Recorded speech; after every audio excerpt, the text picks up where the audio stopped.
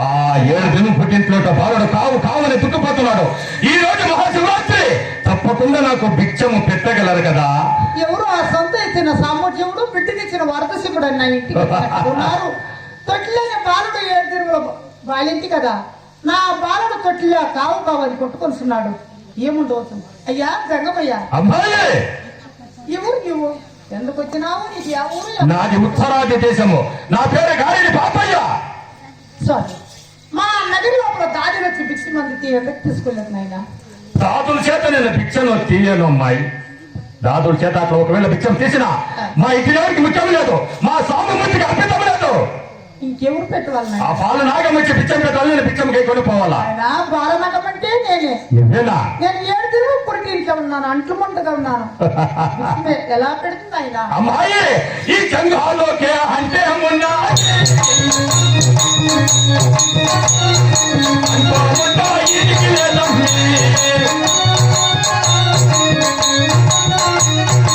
అమ్మాయి, ఈ జంగానికి అంటముంటే ఏమి లేదు. భిక్షం పెట్టాలా, నేను భిక్షం కైకొని పోవాలా?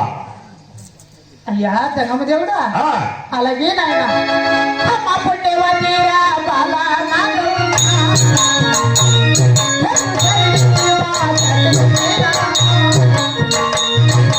అయ్యా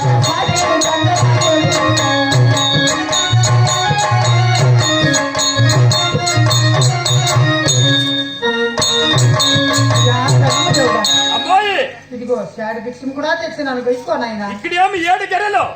ఓహో, ఇక్కడేమి 7 గెర్రెలు వస్తున్నావా? అవును. నగరి లోపల రాజులు లేరు, రాజులేసి 7 గెరి ప్రతి అక్కడి దాటలేను నాయన. అమ్మాయి, 7 గెర్రెలు దాటి నేను పిచ్చం పెట్టాలా?